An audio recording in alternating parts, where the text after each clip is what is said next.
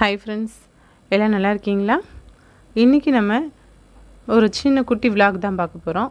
அப்புறம் சமையல் பார்க்க போகிறோம். ஓகே, நம்ம வீட்டு கிச்சனில் எப்பயுமே நீட்டாக இருக்கணும் அப்படின்னு நம்ம ஆசைப்படுவோம் இல்லையா? ஒரு நேரம் கச்ச கச்சன்னு போட்டிருப்போம், அது வேறு விஷயம். அதையும் நம்ம ஒத்துக்கணும் இல்லையா? எப்பயுமே வீட்டில் வேலை பார்க்குறலாம் பர்ஃபெக்டாக வச்சுப்பாங்கலாம் சொல்ல முடியாது. ஓகே, இன்றைக்கி நம்ம வீட்டில் அப்படி தான் ஜாமான்லாம் கிடக்கு பாருங்கள். காலையில் எந்திச்சு பார்த்தோன்னே கொஞ்சம் அப்படி டென்ஷனாக இருந்துச்சு. எல்லாம் அப்படி அப்படியே இருக்கே, எப்படி எடுக்க போகிறோம், எப்படி சரி பண்ண போகிறோம் அப்படின்ட்டு எல்லோரும் காலைல கொஞ்சம் யோசிக்கிறது தான், கொஞ்சம் டென்ஷன் ஆகிறது தான். இது என்னென்னு பார்க்குறீங்களா? நம்மளோட வாஷிங் மிஷின் தான். வாஷிங் மிஷினை ஒரு இடத்துல ப்ராப்பராக என்னால் செட் பண்ண முடியலை.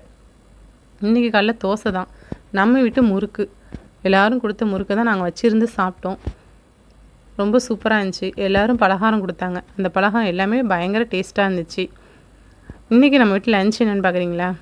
இது பீட்ரூட்டு, அப்புறம் பார்த்திங்கன்னா சுண்டைக்காய், இதெல்லாம் போட்டு பருப்பு போட்டு தேங்காய் அரைச்சி ஊற்றி நல்ல ஒரு கிரேவி பக்கத்தில் வச்சுருக்கோம்.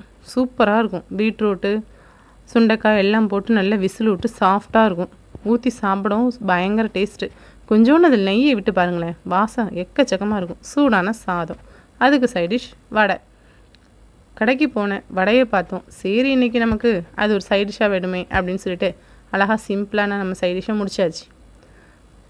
சாதத்தில் பீட்ரூட்டை சாம்பார் போட்டு பார்த்து டேஸ்ட்டு பார்த்தீங்கன்னு வச்சுக்கோங்களேன், செம்மையாக இருக்கும். கண்டிப்பாக குக்கரில் வச்சு செஞ்சு பாருங்கள். பீட்ரூட்டு குழந்தைங்களுக்கு பிடிக்காத குழந்தைங்களும் சாப்பிடுவாங்க.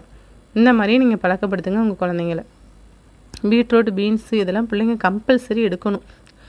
அதே மாதிரி வாழைத்தண்டு, பிள்ளைங்க சாப்பிட்லனா கூட வாழைத்தண்டை கண்டிப்பாக நம்ம கொடுக்க ட்ரை பண்ணணும்.